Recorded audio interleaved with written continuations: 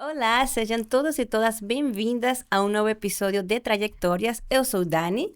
Olá, meu nome é Isabelle Fernanda e vai ser um grande prazer compartilhar essa conversa junto com vocês.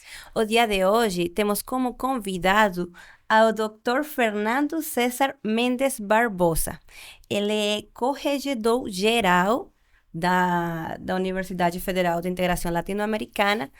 Quem sabe o que significa um corregedor, beleza. Mas quem não souber, fica tranquilo que hoje vamos a desvendar para vocês um pouco sobre isso. Obrigado pelo convite. Aliás, é um duplo agradecimento. Primeiro pelo convite, segundo pela oportunidade e possibilidade de fazer parte de uma ação de extensão.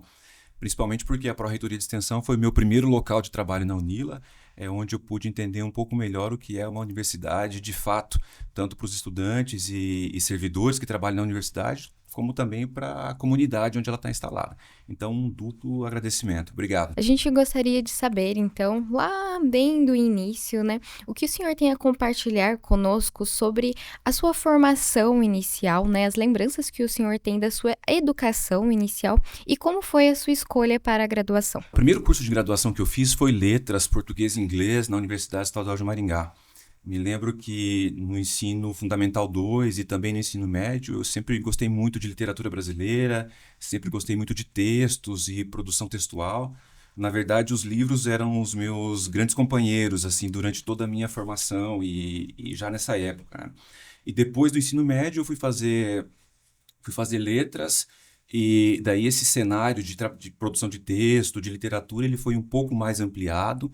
Eu tive a oportunidade de ter contato com outras obras literárias, que usualmente são classificadas como literatura universal, embora um pouco controverso, mas foi uma outra oportunidade de continuar me debruçando sobre literatura e textos, que era uma atividade que eu adorava fazer durante o ensino médio, né? E depois do curso de graduação em letras, eu também trabalhei como professor de língua inglesa, que também foi uma atividade que, Legal. sim, foi uma atividade que me deu muito prazer. Gostei muito de estar em sala de aula, e aquilo que para mim até então era um objeto de satisfação passou a ser profissão. Então foi muito interessante, e eu aprendi a ver um outro lado do que significa um texto, do que é uma obra literária, né? Uma perspectiva mais teórica e mais acadêmica mesmo. Uhum. Então, no início da minha formação, ele está muito relacionado ao curso de letras que eu fiz. Então, foi um curso relativamente longo, foi uma licenciatura dupla, foram 5 anos, e daí depois disso eu me dedico a outras atividades profissionais, né? Então, eu presto meu primeiro concurso público para entrar na carreira da educação. Isso foi na Universidade Federal do Paraná, em Curitiba. Uhum. Então, eu fui me distanciando um pouco da atividade de docência como professor e fui trabalhar na Universidade Federal, tendo sido lotado na Procuradoria Federal. Lá mudou um pouco a minha perspectiva, né? Então, eu saí de uma sala de aula de língua inglesa com estudantes, exatamente o contexto que a gente tem Sim. aqui na UNILA, e começo a conhecer um outro lado do trabalho na universidade, mesmo, Uhum. né? Que é esse trabalho mais jurídico. Então, depois de ter realizado a licenciatura em língua inglesa e língua portuguesa, e de ter lecionado como professor de língua inglesa, eu presto o meu primeiro concurso público, que foi para trabalhar na Universidade Federal do Paraná. E fui lotado na Procuradoria Federal. Então, aos poucos, eu vou me distanciando dessa atividade de docente e dessa atividade mais relacionada a um curso de licenciatura, e meu interesse pela área jurídica começa a crescer um pouco, e eu começo a me interessar por uma outra área de atuação. Bem diferente, né? A partir Concurso. desse concurso, Sim, a partir desse concurso, porque nas universidades federais nós não temos uma carreira que exija graduação em direito, por exemplo, para você assumir um cargo. Até tem ok, alguns cargos entendi. que você pode acessá-los como graduado em direito, né?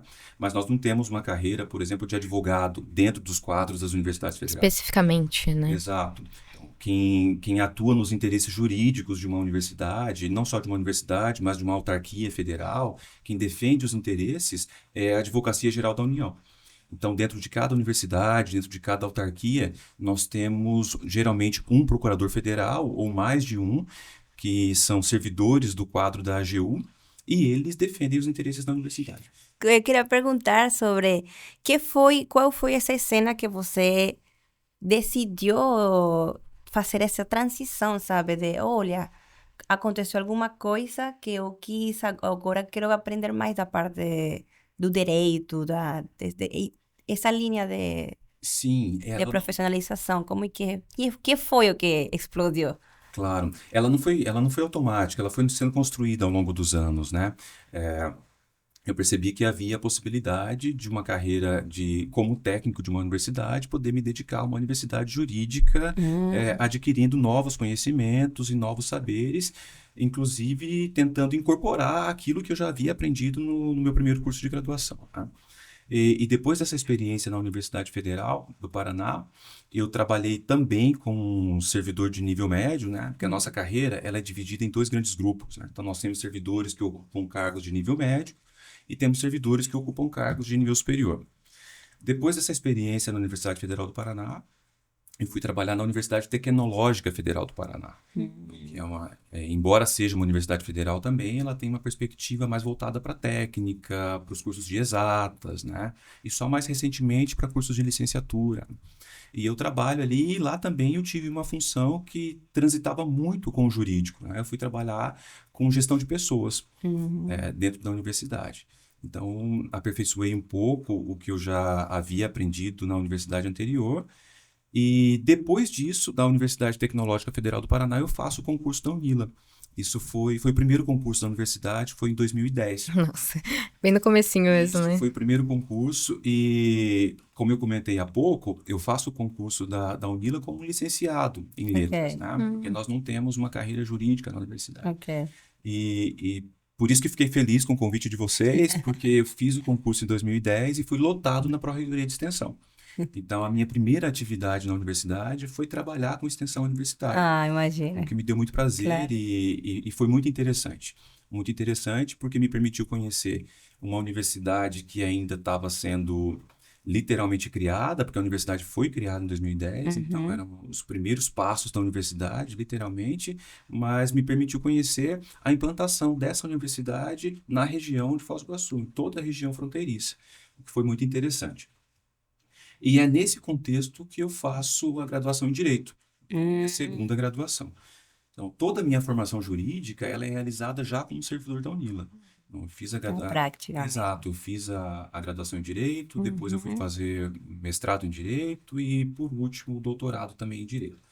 E isso por várias razões. Primeiro, pelo meu interesse na área jurídica mesmo, que foi sendo construído ao longo da minha experiência no Serviço Público Federal, né? Depois, porque a própria universidade, assim como outras instituições do governo federal, tem um incentivo relativamente grande para a capacitação dos seus servidores. Então, não é um incentivo que é só financeiro, é um incentivo também no plano fático, né?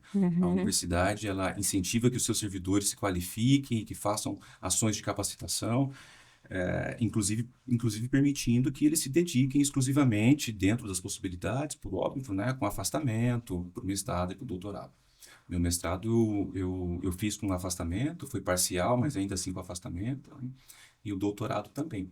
Então, essa política de capacitação e de qualificação dos servidores, ela foi fundamental para mim. Foi ela que me permitiu fazer mestrado na Universidade Estadual do Norte do Paraná, né? Uma universidade relativamente distante de Foz do Iguaçu. Se não fosse com afastamento, possivelmente eu não teria conseguido fazer mestrado lá. E o mesmo em relação ao doutorado. Porque o meu doutorado eu fiz um período sanduíche, né? Parte dele eu realizei nos Estados Unidos, então com afastamento da universidade, em razão da política, tanto do governo federal quanto da própria universidade. Nossa. Em incentivar e permitir que os seus servidores se qualifiquem, Que né? massa.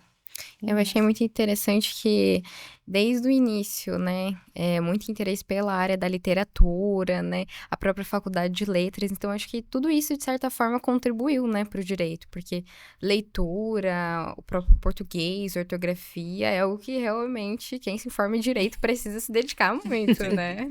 Sem dúvida alguma. É claro que eu acho literatura muito interessante, é uma atividade prazerosa, mas a produção de textos ela também é interessante e ela acompanha a minha trajetória profissional até hoje. Pois é. Assim, eu gostei muito de ter feito. Se eu não tivesse feito, provavelmente seria um curso que estaria no meu radar para eu fazer, porque um curso de letras, além de permitir que você se dedique à produção textual propriamente dita, te ajuda a interpretar um pouco a Sim. realidade de uma maneira um pouco por meio da linguagem.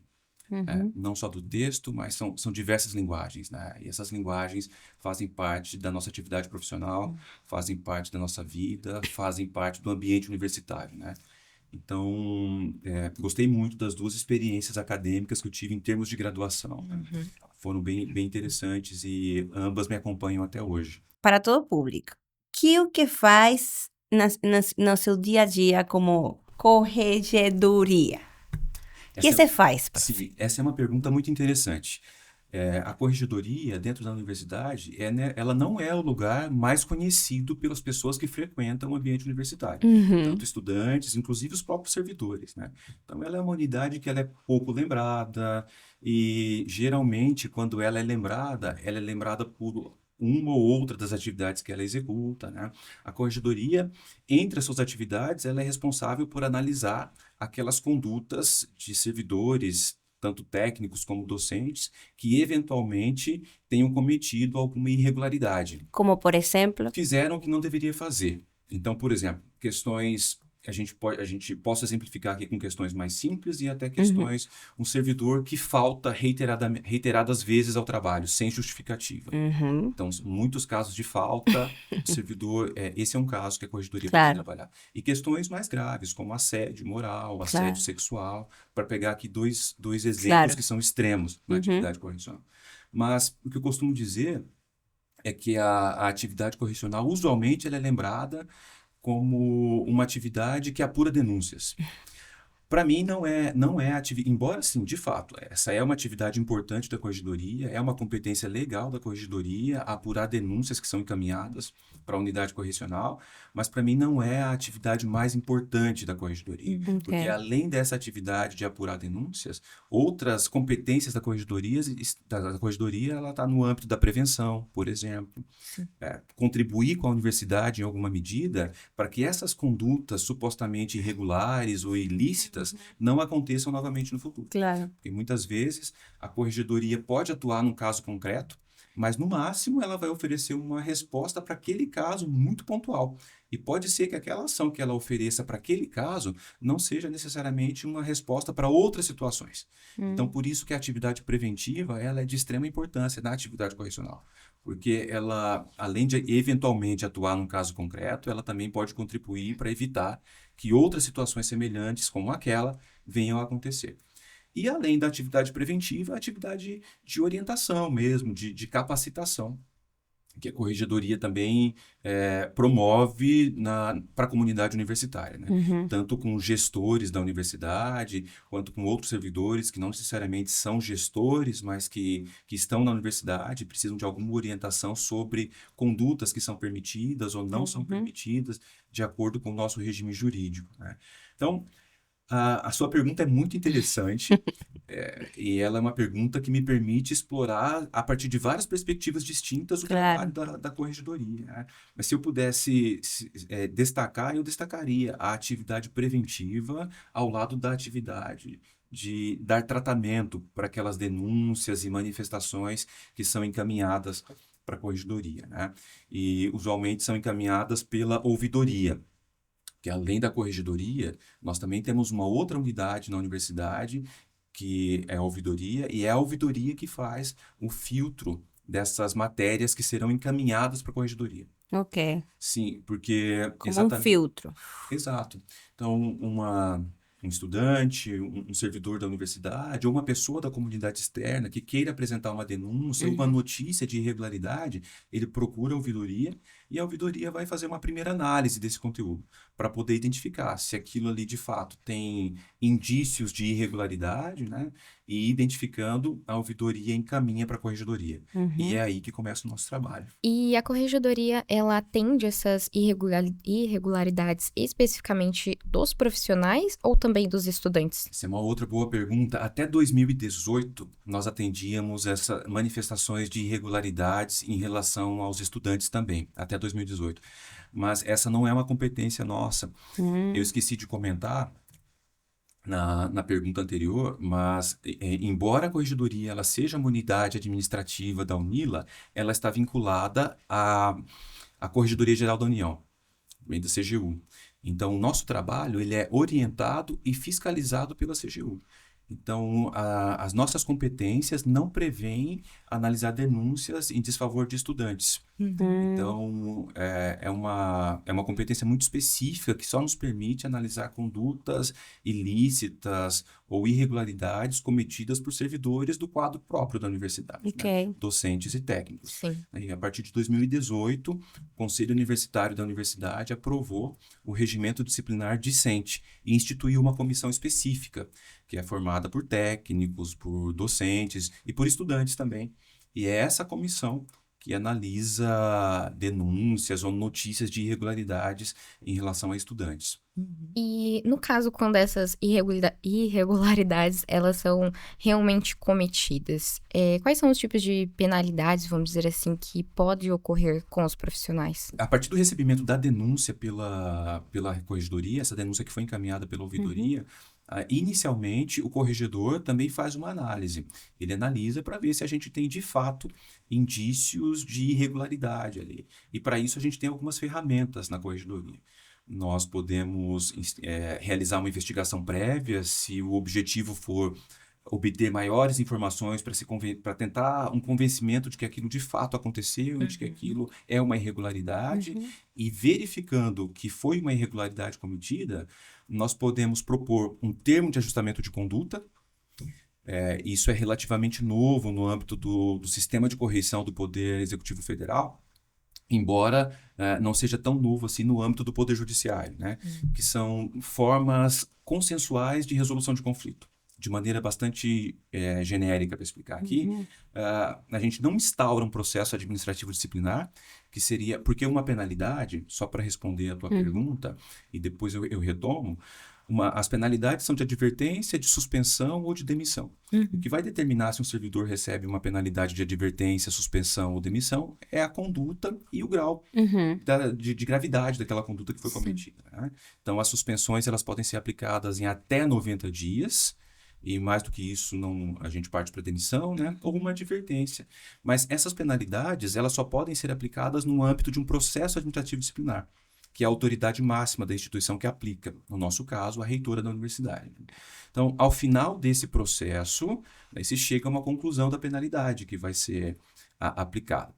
E para algumas situações que são puníveis com uma suspensão menor, né, de até 30 dias, por exemplo, a gente pode ter um termo de ajustamento de conduta.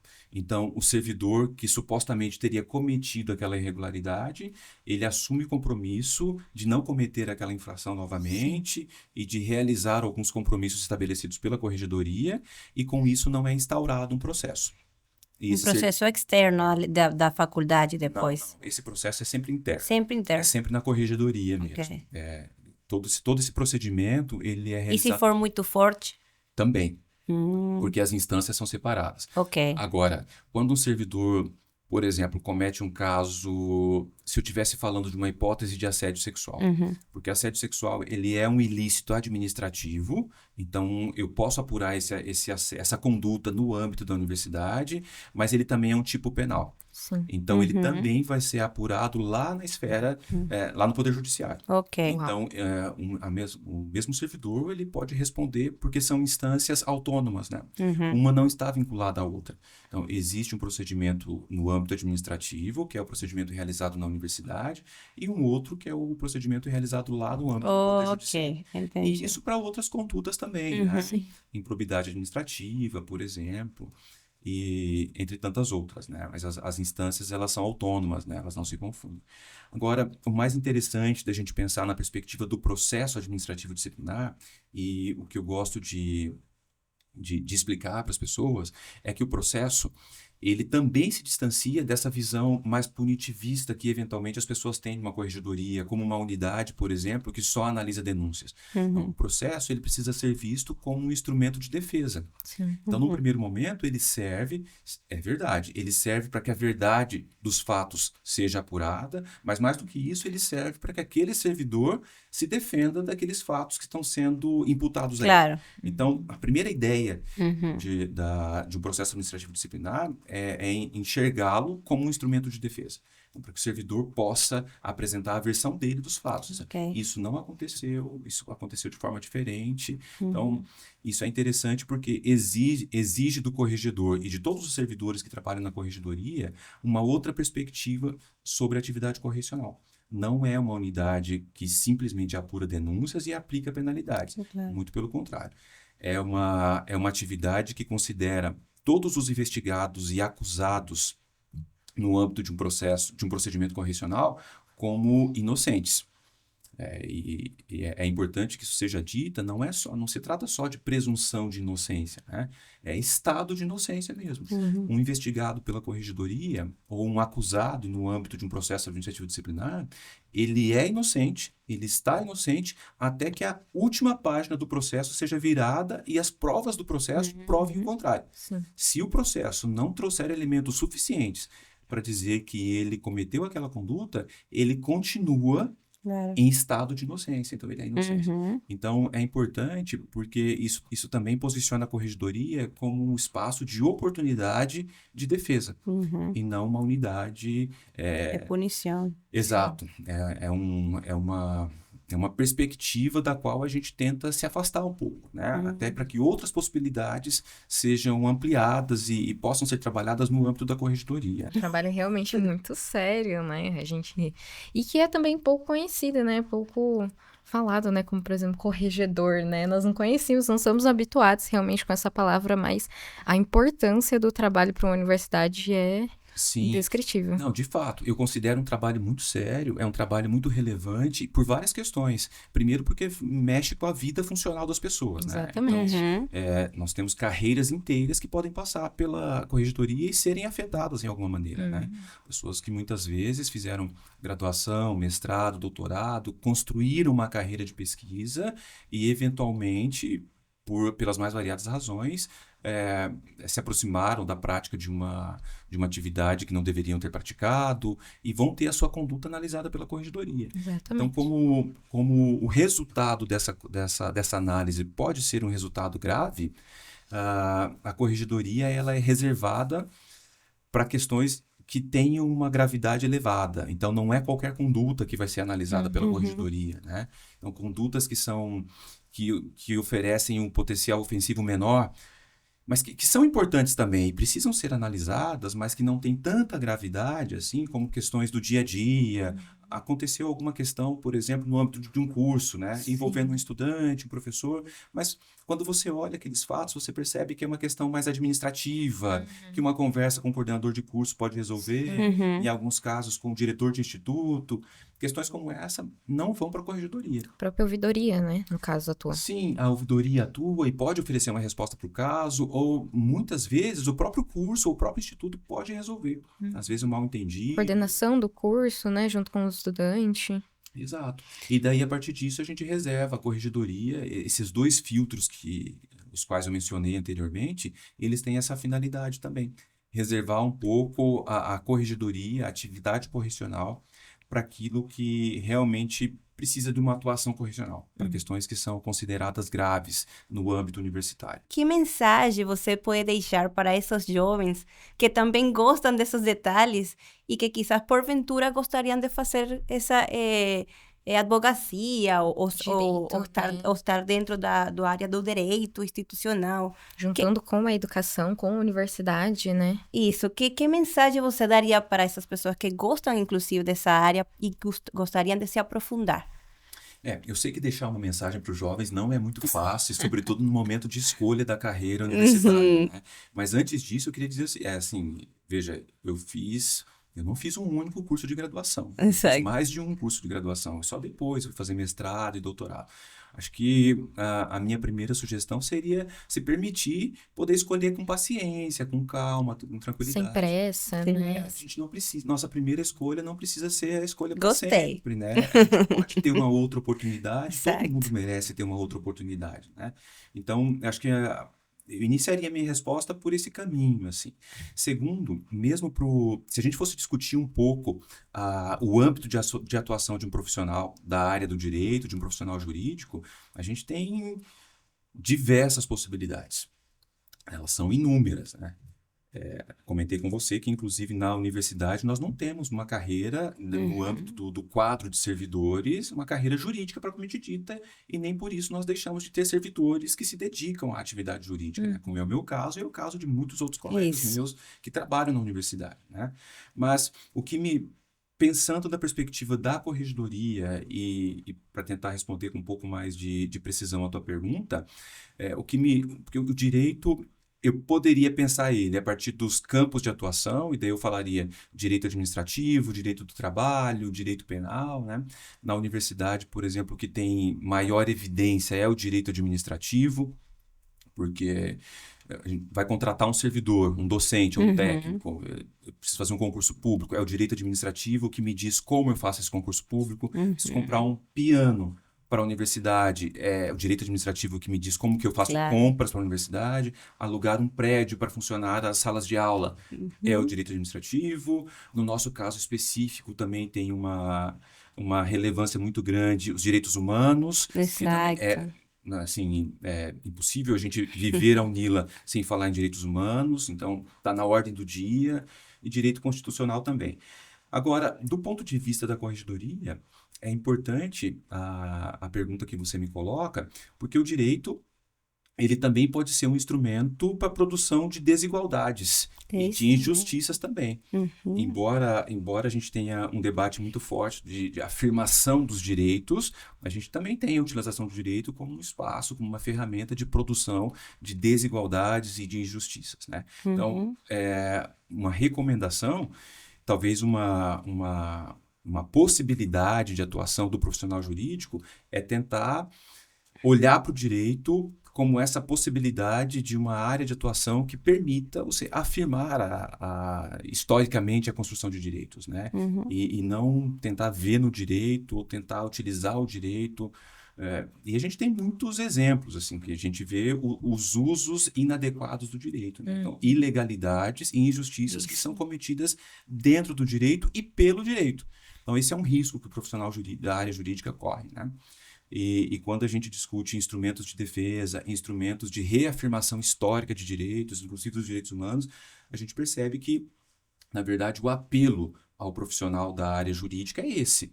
É a afirmação histórica dos direitos, é a luta pelos direitos, é o reconhecimento dos direitos, né? Que são pautas caras para toda a humanidade, né? Então, o profissional jurídico, antes de qualquer demanda, ele atua com a proteção e com a promoção dos direitos, né? Sobretudo os direitos humanos, né? E daí depois a gente poderia fazer um outro debate a partir de áreas específicas do direito mesmo, como mencionei há pouco, né?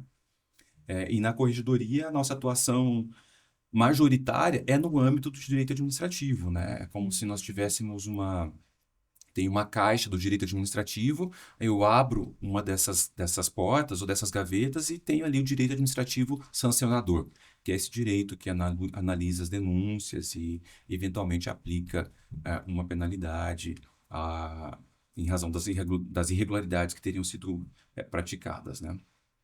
Com certeza nós aprendemos muita coisa que, com certeza, o trabalho de uma corregedoria, né, o tamanho da importância, da seriedade, né, que o senhor trouxe pra gente.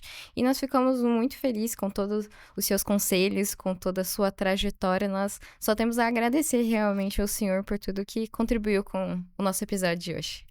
Não, por favor, quem agradece aqui sou eu. Fiquei bem feliz quando recebi o convite. Como disse no início da apresentação, é um duplo agradecimento, né? Primeiro, pela oportunidade de fazer parte do Trajetórias, que já é uma ação de extensão consolidada na universidade, já está concluindo agora a sua quarta etapa, né? E avançando para a sua quinta. E é uma ação muito famosa na universidade, então eu fiquei bem feliz com o convite e feliz pelo fato de, em alguma medida, poder retornar às minhas origens na própria universidade, participando de uma ação de extensão, né? Sim. E para retomar um pouco o comentário e a última pergunta que foi feita, eu ainda me sinto em formação, embora já tendo feito o doutorado e dividir um pouco com vocês a minha trajetória, a corregedoria ela me permite estar sempre aprendendo. Sim. Não existe nenhum dia igual ao outro na corregedoria. Então, é uma atividade muito dinâmica, as denúncias são as mais variadas possíveis, as sugestões, as proposições, os encaminhamentos que são dados também são distintos, as múltiplas possibilidades de construção de atividades preventivas junto com a universidade, elas também são as mais variadas possíveis, né? Então, é um trabalho que a própria natureza da atividade correcional não permite que a gente faça sempre as mesmas coisas, né? Então, a gente está sempre aprendendo com a própria demanda da universidade. Então, da mesma forma que eu fui que eu fui construindo e que a minha trajetória foi sendo construída ao longo dos anos, eu também gostaria de dividir isso com jovens que estão agora pensando na sua própria trajetória, né? Sim. Também para que eles se permitam construírem a trajetória deles, deixar também um pouco que ela seja construída, né?